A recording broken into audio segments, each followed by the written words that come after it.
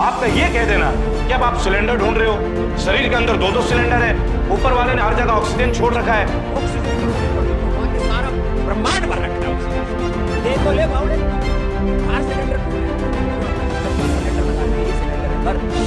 AIIMS में जो treatment होती है ना, पूरा विश्व से मानता है। हमारे जो डॉक्टर्स हैं, MBBS, MD, MS, master surgeon, आप क्या समझ रहे हैं? इतने सारे न्यूरोलॉजिस्ट, डिपार्टमेंट ऑफ न्यूरोलॉजी, ये लोग विख्यात हैं, विश्व विख्यात हैं। ये उन लोगों के अंदर एक होप पैदा करते हैं, एक आशा पैदा करते हैं जिनके परिवार जगह। आईएमए ने सीधी सीधी एक रिमार्क दिया है कि कोविड के ऊपर बाबा रामदेव की इतनी गंदी प्रक्रिया की वजह से एपिडेमिक एक्ट के अंतर्गत उनके ऊपर मुकदमा दर्ज होना चाहिए। और मैं आईएमए का समर्थन करता हूं, मैं समर्थन करता हूं आईएमए तमाम उन डॉक्टर साथियों का, और जो हमारे बीच में आज नहीं रहे, उनके कुर्बानियों को देखते हुए कि ऐसे व्यक्ति के ऊपर तुरंत तत्काल प्रभाव से मुकदमा दर्ज होना चाहिए और इन्हें जेल के पीछे डालना चाहिए।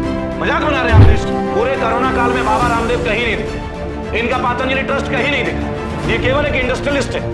ग्रेटर नोएडा में इन्होंने बहुत बीघे जमीन खरीदी, मैं आपको बता दूं, बहुत बीघे जमीन। इनके यहाँ पे ट्रक यूनियन की बहुत बड़ी हड़ताल हुई थी, आप वो भी जानते हैं। और कई बार तो इनके ऊपर बहुत सारे एक्विजिशन आए। इनके गुरु कौन है, वो कैसे गायब हुए, वो आज भी एक मिस्ट्री है।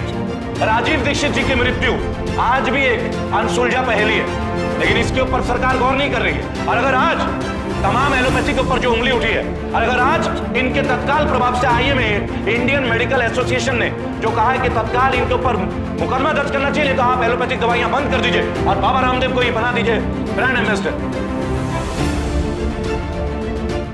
जय हिंद, जय भारत। मैं रेबल सदानंद पति, न्यूज रूम सेशन में आप लोगों का स्वागत है। एक बहुत ही महत्वपूर्ण मुद्दे में आज हम लोग चर्चा के लिए बैठे हैं, और जानना होगा कि देश की परिस्थितियों में जहां हमारे डॉक्टर्स दिन और रात 24 घंटे काम कर रहे हैं, उनके कर्तव्य निष्ठा, उनके मेडिकल प्रोसीजर के ऊपर आखिर कौन उंगलियां उठा रहा है।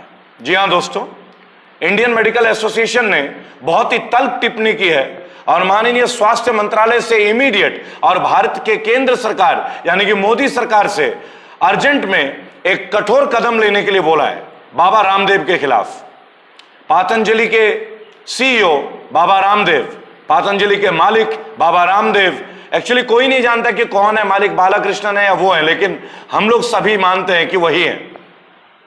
उन्होंने एक टिप्पणी की कि जितनी भी मौतें हो रही हैं वो अस्पताल में अंदर जाने से कम दवाइयां, एलोपैथिक दवाइयां खाने से हो रही है।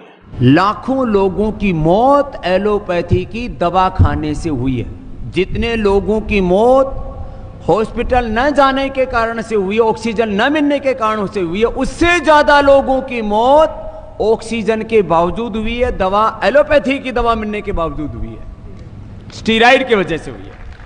आप सोचिए कि किस तरह की टिप्पणी है। मैं ना तो आयुर्वेद के खिलाफ हूं, मैं ना होम्योपैथी के खिलाफ हूं, और ना ही मैं यूनानी दवा के खिलाफ हूं, और ना ही एलोपैथी के खिलाफ हूं, क्योंकि इन तमाम चारों मेडिकल फील्ड्स में जितने भी हमारे लाखों डॉक्टर्स हैं, करोड़ों डॉक्टर्स हैं विश्व के, आप लोग बेहतरीन काम कर रहे हैं। मेरा नमन है मेडिकल टीम के फ्रंट लाइन हेल्थ वर्कर्स का। इस कोरोना काल में कितने ही डॉक्टर्स ने अपने प्राणों की कुर्बानी दे दी, बलिदान दे दिया।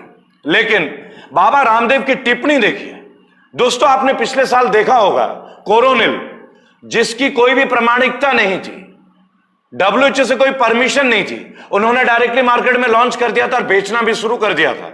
लेकिन ये केंद्र की सरकार है, ये भाजपा सरकार है, और पतंजलि तो गौमूत्र भी बेचता है। कोई मुझे कहने की बात नहीं है, आप पतंजलि के केंद्रों में जाके गौमूत्र देख सकते हैं, बकायदा 1 लीटर की शीशी में आती है।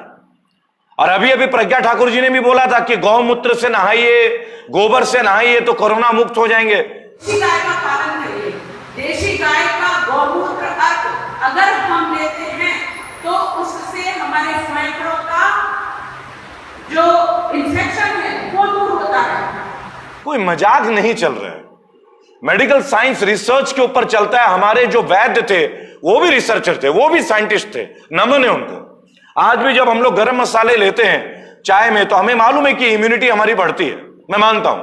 कश्मीर में जब आप कहवा लेते हैं, जब जाफरान, जब आप केसर, जब आप लौंग, इलायची, तमाम चीजों को डालते हैं, अखरोट के दाने, तो हमारे शरीर की इम्यूनिटी को डेवलप करती है, नो डाउट।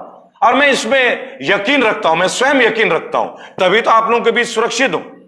लेकिन आपका यह कह देना कि अब आप सिलेंडर ढूंढ रहे हो, शरीर के अंदर 2-2 सिलेंडर है, ऊपर वाले ने हर जगह ऑक्सीजन छोड़ रखा है। ऑक्सीजन की कमी पड़ रही है, भगवान ने सारा ब्रह्मांड भर रखा है ऑक्सीजन से। ले तो ले बावड़े, बाहर सिलेंडर ढूंढ रहे हैं तो अपने भीतर 2 सिलेंडर लगा रखे, ये सिलेंडर है, भर भर।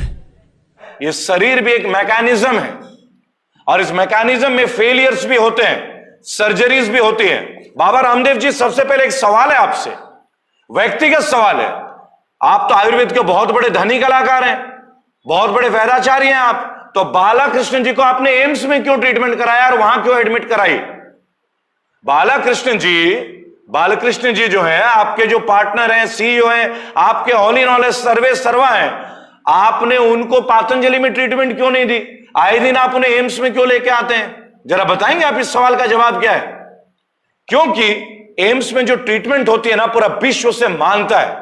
हमारे जो डॉक्टर्स हैं, MBBS, MD, MS, master surgeon, आप क्या समझ रहे, इतने सारे न्यूरोलॉजिस्ट, डिपार्टमेंट ऑफ न्यूरोलॉजी, ये लोग विख्यात हैं, विश्व विख्यात हैं। ये उन लोगों के अंदर एक होप पैदा करते हैं, एक आशा पैदा करते हैं, जिनके परिवार वाले मानते हैं कि शायद ये नहीं बचेंगे। ये वो डॉक्टर्स हैं जो जीवनदायक है, और आज आप उनकी ट्रीटमेंट के ऊपर सवाल उठा रहे हैं, आप उंगली उठा रहे हैं उनके इतने सालों की कर्मठता के ऊपर। That means you are directly claiming over the degrees of MBBS and MS. तो एक काम कीजिए, आप जरा बता दीजिए आपके पतंजलि में आपने कितने सर्जरीज किए हैं आज तक? आपकी स्वयं की आंखों की जो स्थिति है, क्या पतंजलि में आप उसे ठीक कर सकते हैं क्या? वो भी तो एक शारीरिक डिफॉर्मिटी है ना। आपकी पलक जो लगातार, देखिए, मैं आपको किसी भी तरह का कोई नेगेटिविटी नहीं देता, मैं नेगेटिव व्यक्ति नहीं हूं, लेकिन मुझे आपकी बातों से बहुत ठेस पहुंचा है, यह जानते हुए कि पिछले 1 साल से हमारी इतनी सारी नर्सेस, फ्रंटलाइन हेल्थ वर्कर्स, हमारे इतने सारे डॉक्टर्स जिन्होंने अपने प्राणों की कुर्बानी दे दी, और आज आप बोलते हैं कि एलोपैथी जो है वो मौत का सौदागर है। आपके हिसाब से जो लोग एलोपैथी खाते हो मृत है, तो बताइए, तुरंत सर दर्द हो तो मैं इसको क्या इलाज करूं? बाबा रामदेव साहब, हमने आपके पदार्थों का भी इस्तेमाल किया और बहुत कंप्लेंट है आपके पदार्थों का, और आप जो राष्ट्रभक्ति का इतना बड़ा ढिंडोरा पीटते हो ना, ये जो झूठा ढिंडोरा है, आप कभी किसानों के लिए बातें नहीं करते हैं। कोरोना काल में 70 रुपए आपने आटा की थैली में अपना बढ़ा दिया। कितना बेहतरीन देश प्रेम है आपका बाबा रामदेव जी, कितना बेहतरीन प्रेम, मतलब राष्ट्रभक्ति आप दिखाते हैं। हमने कभी ये नहीं देखा कि आपने 10% रेट घटा दिया, आपका एस्केलेशन 20% से ऊपर चला गया, और आप राष्ट्रभक्ति की बात करते हैं। आप वही रामदेव हैं जो दिल्ली में रामलीला ग्राउंड में सलवार सूट पहन के भागे थे, भूलिएगा नहीं। आप वही रामदेव हैं जिन्होंने लोकपाल के ऊपर चर्चा की थी। आप वही रामदेव हैं जिन्होंने कहा था काला धन वापस आएगा, और आज आप वही रामदेव हैं जो केवल एक बिजनेसमैन बन के रह गए हैं। जगह जगह अपना franchisee, master franchisee, 50 lakh, 40 lakh. दोस्तों, गलत नहीं बोल रहा हूं, जाके पता कीजिएगा। आईएमएम ने सीधी सीधी एक रिमार्क दिया है कि कोविड के ऊपर बाबा रामदेव की इतनी गंदी प्रक्रिया की वजह से एपिडेमिक एक्ट के अंतर्गत उनके ऊपर मुकदमा दर्ज होना चाहिए, और मैं आईएमए का समर्थन करता हूं।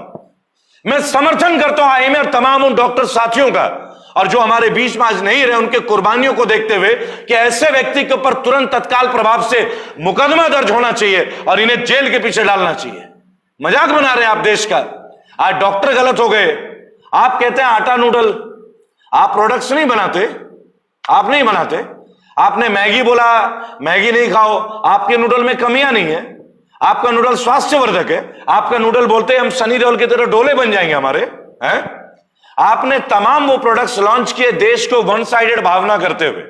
तो ये सारे कंपनीज जो है, नेस्ले कंपनी ये गंदी कंपनी है, फिर तो जॉनसन एंड जॉनसन भी बेकार कंपनी होगी। हमने अपना पूरा बचपन, आज भी हम अपने बच्चों को जॉनसन बेबी ऑयल लगाते हैं।